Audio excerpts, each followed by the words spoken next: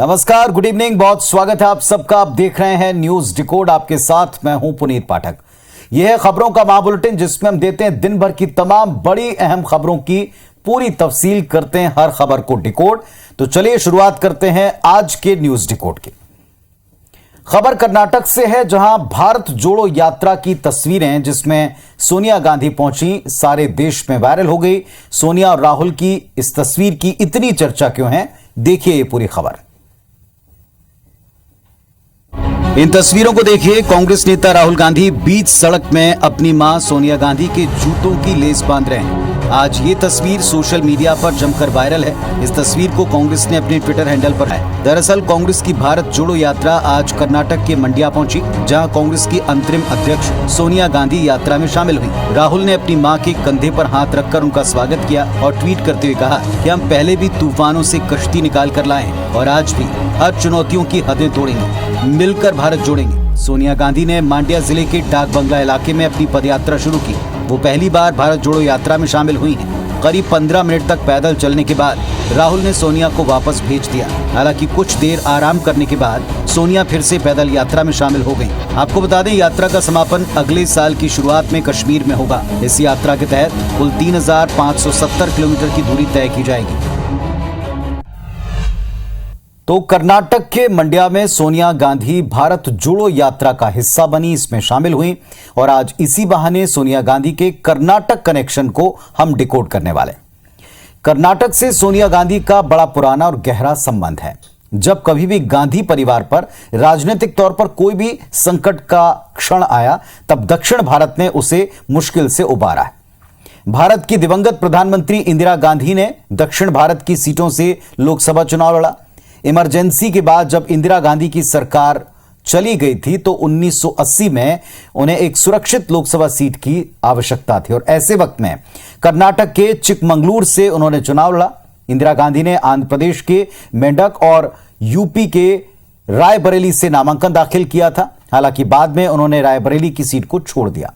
सोनिया गांधी ने भी कर्नाटक के बेल्लारी सीट से चुनाव लड़ा है। 1999 में लोकसभा चुनाव में सोनिया गांधी को उत्तर प्रदेश की अमेठी सीट से हार का डर था और ऐसे वक्त पर उन्होंने बेल्लारी से पर्चा दाखिल किया और अपने नामांकन को लेकर गोपनीयता बरतने की कोशिश की। उस चुनाव में बेल्लारी की जनता ने सोनिया गांधी के ऊपर विश्वास जताया। कुल मिलाकर कहने का मकसद ये कि दक्षिण भारत गांधी परिवार के लिए लगातार एक सुरक्षा का भाव लेकर आता रहा है और ये कनेक्शन याद आया इन तस्वीरों से दक्षिण भारत सोनिया गांधी के पहुंचने के बाद। चलिए बात तो एक और बड़ी शख्सियत जो कुछ भी कहते हैं वो सुर्खियों में आता, वो है मोहन भागवत। इनके एक बयान पर बवाल मचा है। बयान क्या है, किस मुद्दे पर है, देखें आप।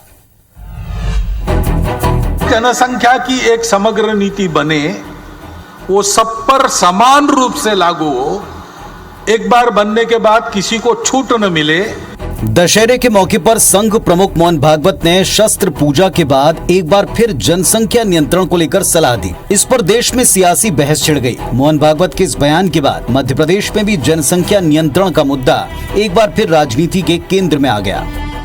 अब समय भी आ गया है कि इस विषय पर गंभीरता पूर्वक विचार करके उचित उपाय और अमली जामा पहनाना चाहिए। जहां भी जनसंख्या की डेमोग्राफी चेंज होती है, वहां इस प्रकार की गतिविधियां होती है जो देश विरोधी होती है। निश्चित रूप से जनसंख्या नियंत्रण कानून के बारे में सभी राजनीतिक दलों को विचार करना चाहिए।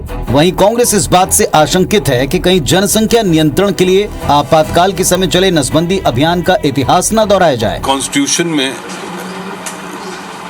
जो बातें लिखी हैं उसके विपरीत कोई चीज इस तरह की न हो। स्वेच्छा से कोई जो करना चाहे वो अलग बात है। वैसे ये पहली बार नहीं जब जनसंख्या नियंत्रण के लिए कानून बनाने की मांग उठी हो। बीजेपी और संघ के लिए अरसे से जनसंख्या नियंत्रण एक प्रमुख एजेंडा रहा है। तो मसला बड़ा गंभीर है और बड़ा जरूरी है। मौजूदा वक्त में इस पर बात तो होनी चाहिए। अब सवाल यह पैदा होता है कि आखिर विवाद इस पर क्यों है, भागवत की सलाह कितनी सही है, डिकोड करते हैं। संयुक्त राष्ट्र की रिपोर्ट के अनुसार भारत में 1.4 बिलियन से अधिक लोग रहते हैं और यह संख्या भारत को दुनिया का दूसरा सबसे अधिक आबादी वाला देश बनाता है। 2019 का जनसंख्या नियंत्रण बिल कहता है कि प्रत्येक कपल 2 चाइल्ड पॉलिसी को अपनाएं, यानी कि प्रत्येक कपल की 2 से अधिक संतान नहीं हो। हालांकि 2022 आते से वापस ले लिया गया। बात संविधान की करें, जिसका जिक्र कांग्रेस पार्टी बार बार कर रही है अपने डर के साथ, तो 1969 के declaration on social progress and development का अनुच्छेद 22 यह सुनिश्चित करता है कि प्रत्येक कपल को यह स्वतंत्रता है कि उनके कितने बच्चे हों। वे इस बात का निर्णय खुद ले सकते हैं बिना किसी दबाव। बच्चों की संख्या को नियंत्रित करना अनुच्छेद 21 यानी जीवन की सुरक्षा और स्वतंत्रता जैसे संवैधानिक अधिकारों का उल्लंघन करती। 2021 में उत्तर प्रदेश की लॉ कमीशन एक प्रपोजल लेकर आई थी, शायद आपने भी पढ़ा हो, सुना हो। यह कहती है कि 2 से अधिक बच्चे वाले लोगों को किसी भी सरकारी सुविधा से वंचित रखा जाए। यह ड्राफ्ट, यह बिल अब भी विचाराधीन स्थिति में है और जैसा कि भारतीय जनता पार्टी और कई सारे लोग मानते हैं और कहते हैं कि अगर आपको देश की तरक्की चाहिए वाकई, जिसका दावा आप करते हैं राजनीतिक दल, तो फिर आपको इस समस्या को इग्नोर नहीं करना चाहिए। इसके लिए विकल्पों के ऊपर और जो पुराने विकल्प नहीं चल रहे उनके आगे जाकर सोचना पड़ेगा। खबर देश के राष्ट्रपति मुर्मू से जुड़ी हुई है, जिन्हें कांग्रेस के नेता उदित राज ने चमचा बताया। देखें पूरी खबर। आपके टीवी स्क्रीन पर दिख रहा स्क्रीनशॉट कांग्रेस नेता उदित राज का है, जिन्होंने राष्ट्रपति द्रौपदी मुर्मू पर विवादित टिप्पणी की। उन्होंने लिखा कि द्रौपदी मुर्मू जैसा राष्ट्रपति किसी देश को ना मिले। साथ ही राज ने मुर्मू को चमचा बोला है। दरअसल द्रौपदी मुर्मू ने गुजरात में नमक को लेकर एक बयान दिया था, जिसका पलटवार करते हुए राज ने द्रौपदी को चमचा बताया। राज के इस विवादित बयान पर हंगामा शुरू हो गया। राष्ट्रीय महिला आयोग ने नोटिस जारी किया है। उधर भाजपा ने कहा जिस प्रकार के शब्द उदित राज ने राष्ट्रपति के लिए प्रयोग किए वो चिंताजनक हैं। इधर एनसीडब्ल्यू के नोटिस के बाद उदित राज ने ट्वीट कर सफाई दी। हालांकि पहली बार किसी कांग्रेसी नेता ने इस प्रकार के शब्दों का प्रयोग नहीं किया है। इसके पहले भी अधीर रंजन चौधरी ने राष्ट्रपति को राष्ट्रपत्नी कहकर संबोधित किया था, जिस पर विवाद भड़कने पर अधीर रंजन ने माफी मांगी थी। तो कभी बीजेपी में रहे उदित राज अपने विवादित बयान देने के लिए पहचाने जाते हैं। उदित राज का व्यक्तित्व कैसा है, क्या ये उनकी आदत है, डिकोड करते हैं। पहली बात तो ये साहब कि उदित राज IRS अधिकारी रहे हैं, यानी काफी पढ़े लिखे हैं, समझदार हैं। उन्हें राष्ट्रपति के खिलाफ कुछ भी लिखने से पहले थोड़ा सोच विचार जरूर करना चाहिए था। एक जनप्रतिनिधि का देश के प्रथम नागरिक के लिए अपशब्दों का प्रयोग करना बेहद आपत्तिजनक है, गलत हरकत है। हर नागरिक थोड़ी बुद्धि वाला समझ सकता है, इसे नजरअंदाज नहीं किया जा सकता। राष्ट्रपति महिला भी हैं। उदित राज पूरी महिला वर्ग को अपमानित करते दिखाई पड़े अपने एक बयान से। उदित राज के बयान से आदिवासी समुदाय को भी जरूर वे आहत महसूस करेंगे। कांग्रेस के शीर्ष नेतृत्व को उदित राज के बयान का संज्ञान लेना चाहिए, बल्कि सभी को इस बात का संज्ञान लेना चाहिए कि अपने देश और देश के राष्ट्रीय चिन्हों के साथ साथ जो बड़े पदों पर बैठे लोग हैं वो भी प्रथम नागरिक जैसे उनके प्रति किस तरह से अपनी कोई बात रखें, इसका विचार जरूर रखें।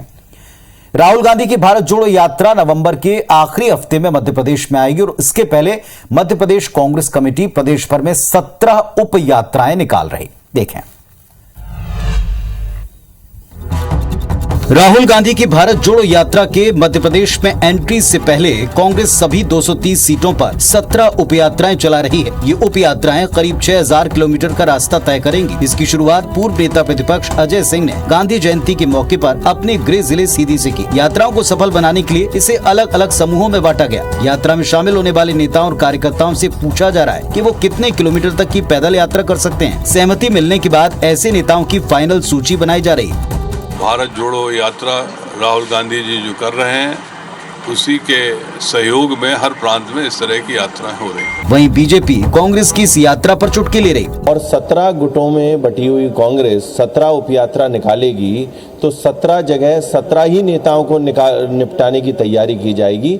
इसके अतिरिक्त इस यात्रा का और कोई प्रभाव नहीं होगा। कांग्रेस को पता है विंध्य में उसकी हालत ठीक नहीं, लिहाजा सबसे पहले विंध्य से ही यात्रा की शुरुआत की गई। तो कांग्रेस पार्टी मध्य प्रदेश में यात्राएं निकाल रही है, उप यात्राएं हैं ये। इनकी जरूरत क्यों पड़ रही है कांग्रेस पार्टी को और कांग्रेस के मौजूदा कुछ विधायक टेंशन में क्यों हैं, इसके पीछे वजह क्या है, टेंशन क्या है, इसको डिकोड करते हैं। मध्य प्रदेश में अगले वर्ष विधानसभा चुनाव से पहले उन विधायकों का टेंशन बढ़ गया जिनका पार्टी सर्वे रिपोर्ट में परफॉर्मेंस खराब आया है। कांग्रेस के आंतरिक सर्वे रिपोर्ट के मुताबिक कई विधायकों को डेंजर जोन में बताया गया। कांग्रेस में ऐसे 27 विधायकों का टिकट संकट में पड़ गया। ये विधायक अपने लिए सुरक्षित सीट तलाश रहे हैं। इन्हें डर है कि इस बार कहीं उनका टिकट न कट जाए। कमलनाथ ने बीते दिनों प्रदेश कांग्रेस दफ्तर में पार्टी की प्रदेश समिति की बैठक में उन विधायकों को चेताया भी जिनकी सर्वे रिपोर्ट पुअर परफॉर्मेंस वाली रही। कांग्रेस के आंतरिक सर्वे के बाद अब कांग्रेस के कई मौजूदा विधायक सीट बदलने के मूड में आ गए। स्थानीय स्तर के ऊपर एंटी इनकम्बेंसी के चलते पार्टी के कई सीनियर विधायक से लेकर नए विधायक तक सेफ सीट की तलाश में जुट गए।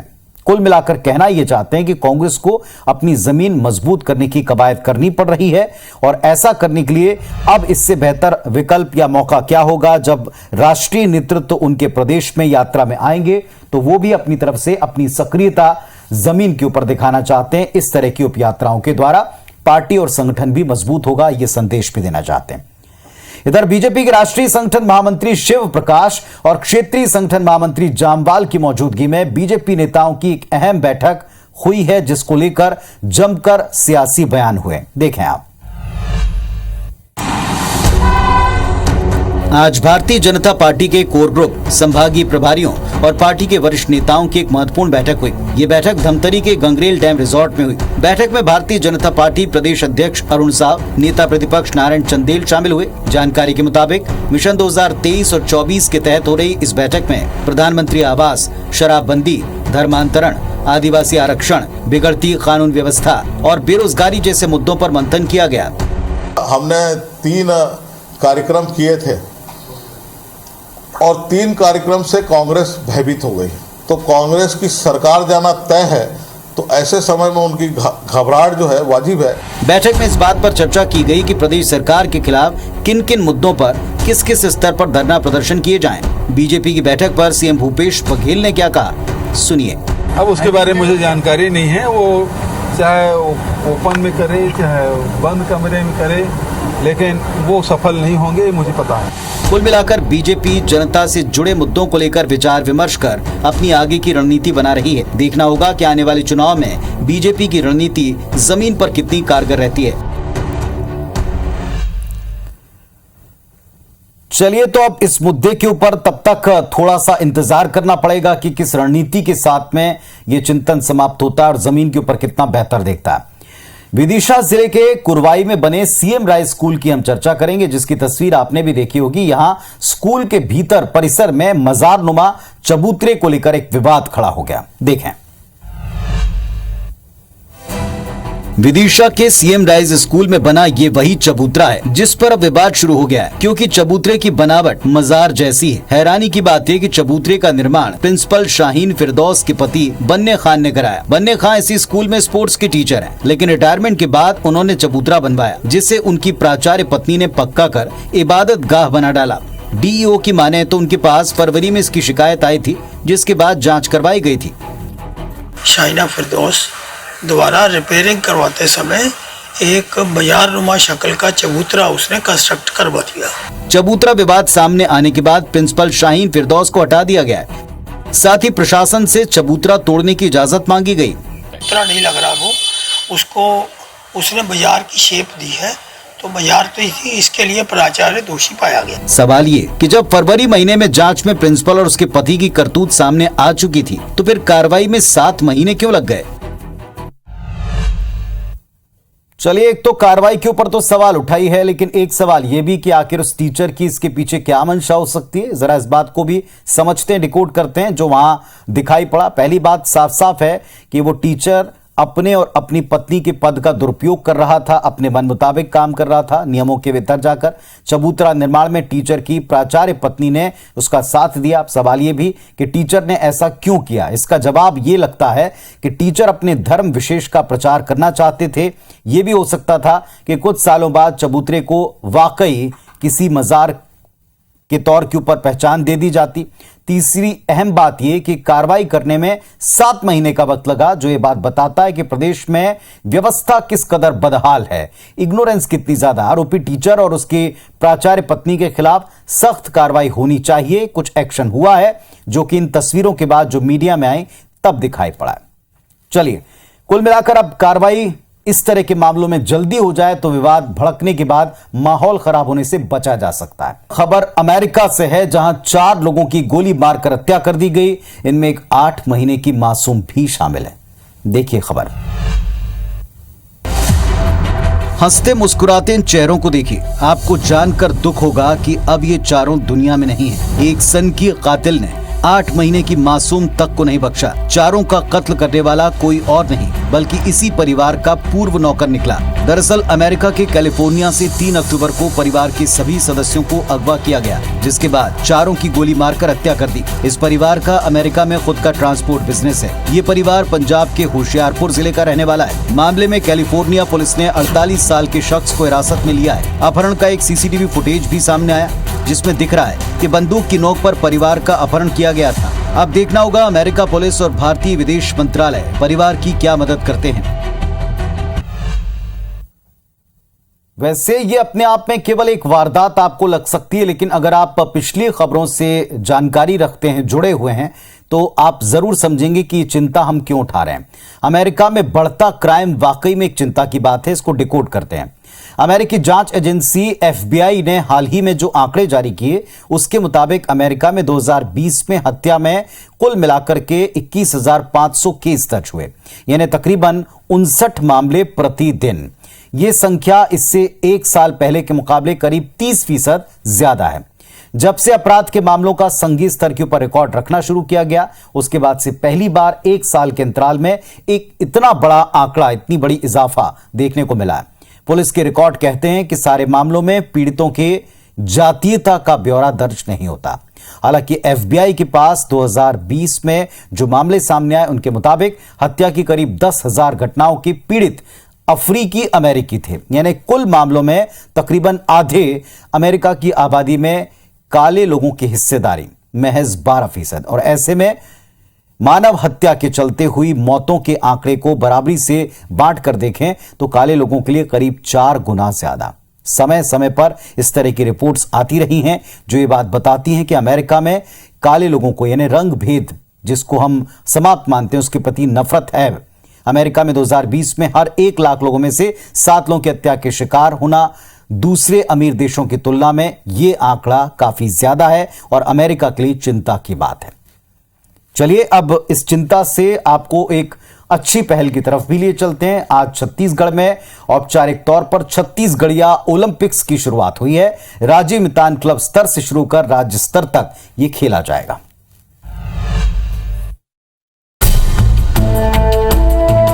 भौरा चलाते, बाटी और पिट्ठल खेलते सीएम भूपेश बघेल का ये ठेठ अंदाज छत्तीसगढ़िया ओलंपिक के शुरुआत के अवसर का है। कबड्डी और फुगड़ी खेल के लिए रेफरी बनकर सीटी भी बजाए। छत्तीसगढ़िया ओलंपिक में गेड़ी दौड़, कबड्डी और खो-खो जैसे 14 प्रकार के पारंपरिक खेलों को शामिल किया गया है। पारंपरिक खेलों की ये स्पर्धा गांव से लेकर राज्य स्तर तक 6 स्तरों पर होगी। छत्तीसगढ़िया ओलंपिक की शुरुआत राजीव युवा मितान क्लब स्तर पर शुरू होगी। इसके बाद जोन स्तर, विकासखंड, नगरीय क्लस्टर स्तर, जिला, संभाग और फिर अंत में राज्य स्तर पर खेल प्रतियोगिताएं आयोजित होंगी। छत्तीसगढ़िया ओलंपिक की शुरुआत यहाँ रायपुर इंडोर स्टेडियम से शुरू हम लोग किए। सारे मंत्री यहाँ उपस्थित हैं। आज स्वामी आत्मानंद जी की भी जयंती है, मैं उन्हें भी नमन करता हूँ। इस आयोजन से ग्रामीण अंचलों का खेल अब गांव से निकलकर शहरों तक पहुंचेगा। ये प्रतियोगिता 6 जनवरी 2023 तक चलेंगी।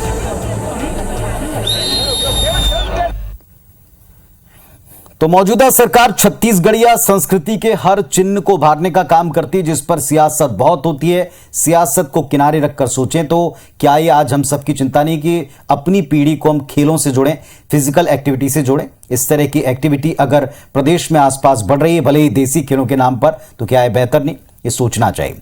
न्यूज डिकोड में आज के लिए बस इतना ही। अपना अपने परिवार का अच्छे से ख्याल रखें। वापस कल मिलेंगे खबरों को डिकोड करने के लिए। नमस्कार, शुभ रात्रि।